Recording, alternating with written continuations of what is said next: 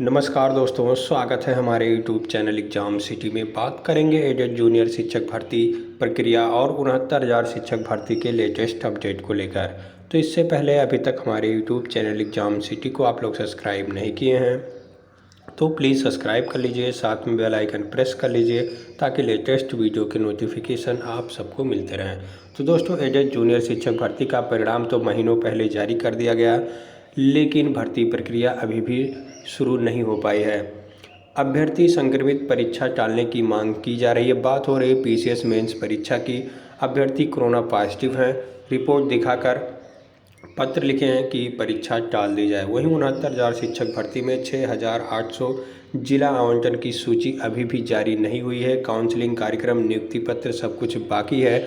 ऐसे में अभ्यर्थियों को चाहिए कि सभी नेता, विधायक, मंत्री से मिलकर दबाव बनवाएं और अधिकारियों के ऊपर दबाव बनाएं ताकि जल्द से जल्द चयन सूची जारी हो सके। पिछड़ों, दलितों पर जमकर हंगामा हो रहा है। इस समय राजनीति 69,000 शिक्षक भर्ती पर टिकी हुई है। इसी को लेकर सरकार भी बदला जा सकता है। तो आप लोग ज़्यादा से ज़्यादा सक्रिय रहिए। वीडियो को लाइक और शेयर करना ना भूलें। तो आइए दोस्तों, वीडियो शुरू करते हैं। जैसा कि आपको पता है दोस्तों, जूनियर हाई स्कूल शिक्षक भर्ती का परिणाम तो महीनों पहले जारी कर दिया गया है, लेकिन अभी भर्ती प्रक्रिया शुरू नहीं हुई। यहाँ देखें तो निदेशालय कहता है परिणाम नहीं मिला। 15 नवंबर को घोषित किया गया था परिणाम। अशासकीय सहायता प्राप्त एडेड जूनियर हाई स्कूल शिक्षक भर्ती 2021 परीक्षा का परिणाम आने के बाद भी प्रक्रिया पहेली बन गई है। परिणाम आए 2 महीने बीत गए हैं, लेकिन चयन प्रक्रिया बातों दावों के आगे नहीं बढ़ सकी। पिछले दिनों अभ्यर्थी भर्ती विज्ञप्ति की जानकारी करने निदेशालय पहुंचे तो पता चला कि सफल अभ्यर्थियों का परिणाम वहां नहीं पहुंचा है। उत्तर प्रदेश परीक्षा नियामक प्राधिकारी ने अर्थात पीएनपी ने जो डिस्पैच नंबर दिया उसमें परिणाम की सूची नहीं होने के दावा अभ्यर्थियों ने किया। ऐसे में अभ्यर्थी समझ नहीं पा रहे हैं कि आखिर परिणाम कहां अटका है। पीएनपी ने यह भर्ती परीक्षा 17 अक्टूबर को कराई थी। परिणाम 15 नवंबर को आया था। प्रधानाध्यापक के 390 और सहायक अध्यापक के 1504 पदों के लिए 46,000 से ज़्यादा अभ्यर्थी सफल हुए। ये अभ्यर्थी रिक्त पदों के सापेक्ष भर्ती विज्ञप्ति के माध्यम से मेरिट तैयार कर चयन किए जाने की मांग कर रहे हैं, लेकिन कहीं सुनवाई नहीं हो रही है। नीचे देखें तो परीक्षा में सफल अभ्यर्थी ज्ञानवेंद्र सिंह बंटी का कहना है कि परीक्षा परिणाम को लेकर तस्वीर साफ नहीं की जा रही है। बेसिक शिक्षा मंत्री का दावा किया था कि 30 दिसंबर से चयन प्रक्रिया शुरू होगी, लेकिन कुछ हुआ नहीं। अभ्यर्थी परेशान है, कभी शिक्षा निदेशालय तो कभी पीएनपी में चक्कर काट रहे हैं। पिछले दिनों में पीएनपी कार्यालय पर प्रदर्शन भी किया था। यह परीक्षा कराने के बाद परिणाम पीएनपी के पूर्व सचिव संजय उपाध्याय ने समय से घोषित किया था। इस परिणाम के 13 दिन बाद यानी 28 नवंबर को उत्तर प्रदेश शिक्षक पात्रता परीक्षा आयोजित होनी थी। ऐसे में फोकस इस परीक्षा पर हो गया और जूनियर हाई स्कूल शिक्षक भर्ती मामला पीछे चला गया। दुर्भाग्य यह रहा कि शिक्षक पात्रता परीक्षा प्रश्न लीक होने पर तत्कालीन सचिव को निलंबित कर गिरफ्तार कर लिया गया। ऐसे में जूनियर शिक्षक भर्ती का परिणाम को लेकर नए सचिव ने अभ्यर्थियों को कोई ठोस आश्वासन नहीं दिया। यहाँ आप देखें तो परीक्षा 1-2 महीने बाद कराने के लिए सीएम आयोग को लिखा पत्र। अभ्यर्थी संक्रमित पीसीएस 2021 मुख्य परीक्षा टालने की मांग की जा रही है।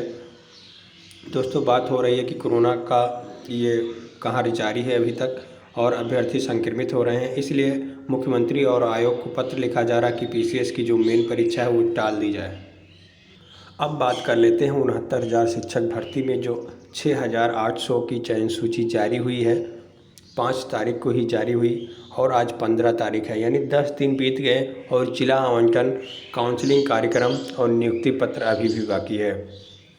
अधिकारी क्या कर रहे हैं कुछ बता नहीं रहे। वहाँ जाने पर कुछ बता नहीं रहे, कह रहे हैं काम चल रहा, लेकिन 1-2 लोगों से जाने से अब कोई फ़ायदा भी नहीं है। जाएं तो 10-20 की संख्या में जाएं, तब दबाव बनेगा और कुछ वो ठोस जानकारी भी देंगे। 1-2 लोगों के जाने पर कुछ होता नहीं है, अधिकारी ठीक से बताते नहीं हैं। जब तक दबाव नहीं बनेगा तब तक काम होगा नहीं। इस पर आप लोग एक बार स्पष्ट जान लीजिए। अब घर बैठने से सूची निकलने वाली नहीं है। जो जिला आवंटन की सूची है वो अब दबाव बनवाने से ही निकलेगी। सभी पार्टियों के जो नेता विधायक हैं उनसे मिलना पड़ेगा।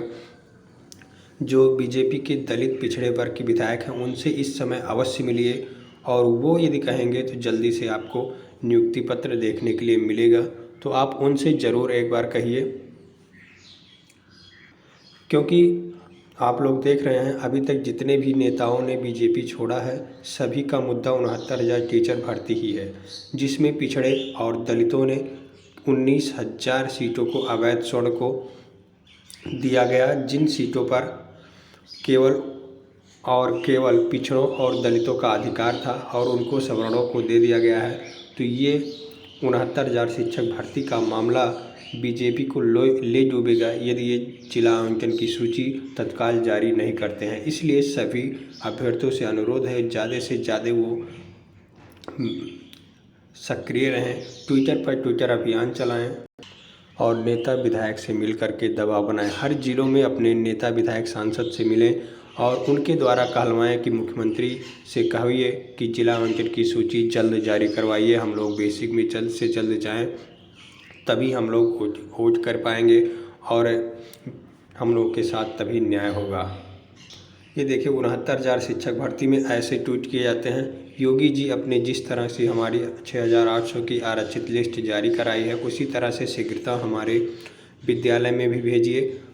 हैशटैग यही रहेगा, रोज़ आप लोग देखते हैं 68,सौ आरक्षित वर्ग को नियुक्ति दो, यही हैशटैग है। बाकी सबको टैग करके आप लोग करते रहिए। 10 बजे से 12 बजे तक पीएम में रखा जाता है, तो आप लोग डेली ये करते रहिए, ट्रेंड में लाइए मुद्दा, तभी आपका काम बन पाएगा। यहाँ आप देखें पिछड़ों की आंखों में धूल झोंक कर बनाई भाजपा ने सरकार, स्वामी जो बदल चुके हैं। भाजपा सीएम के लिए केशव प्रसाद और मेरा नाम उछालकर सत्ता में आई है। सपा में शामिल होते ही योगी सरकार में मंत्री रहे स्वामी प्रसाद मौर्य ने हुंकार भरी। आज मकर संक्रांति भाजपा के अंत का इतिहास लिखने जा रही है। कुंभकर्णी नींद में सोते रहे भाजपा के बड़े बड़े नेताओं की नींद उड़ गई। आरोप लगाया कि भाजपा ने 2017 में पिछड़ों की आंखों में धूल झोंककर सरकार बनाई। सीएम के लिए केशव प्रसाद मौर्य व स्वामी प्रसाद मौर्य का नाम उछाला, लेकिन गाजीपुर में स्लाइब लैब आने का प्रयास किया। रास्ते में ब्लास्ट होने पर गोरखपुर से स्काई लैब ले आए। सपा मुख्यालय में शुक्रवार को समाजवाद व अम्बेडकर वाद का समागम नाम से आयोजित रैली में स्वामी प्रसाद मौर्य ने कहा 80 और 20 के आंकड़े की बात कही जा रही है, पर अब आंकड़ा 15 और 85 का होगा। 85% हमारा और 15% में बंटवारा होगा। भाजपा के हिंदू कार्ड में चुनाव जीतने पर सवाल उठाते हुए कहा कि दलित पिछड़े वर्ग हिंदू हैं, लेकिन सरकार उनकी चिंता नहीं करती है। उनके आरक्षण के अधिकार को सरकार निगल गई है। ऐसी हिंदू समाज की हमदर्द कैसे हो सकती है? सरकार की मंशा दलितों और पिछड़ों को आरक्षण छीनना है। इनका एक वीडियो भी वायरल हो रहा है जो 69,000 शिक्षक भर्ती से संबंधित, इसको आप सुन सकते हैं। आज सरकार बनावे दलित और पिछड़े और मलाई खावे वो लोग अगले 5% लोग। यार आप बड़े हिंदू के हमदर्द हैं तो अनुसूचित जात, अनुसूचित जनजात, पिछड़े वर्गों को भारतीय संविधान के अंतर्गत जो अधिकार देकर के आरक्षण की व्यवस्था दी गई, उसको अजगर की तरह निगलने का पाप क्यों किया आपने? अभी अभी 69,000 शिक्षकों की भर्ती हुई। 19,000 आरक्षित पदों पर सामान्य वर्ग को नियुक्ति पत्र दे दिया। योगी जी, क्या अनुसूचित जात के लोग हिंदू नहीं है क्या?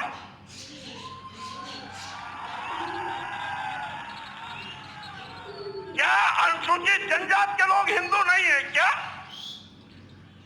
क्या 54% वाला पिछड़ा वर्ग हिंदू नहीं है क्या? और अगर 23% वाले अनुसूचित जाति और जनजाति के लोग हिंदू हैं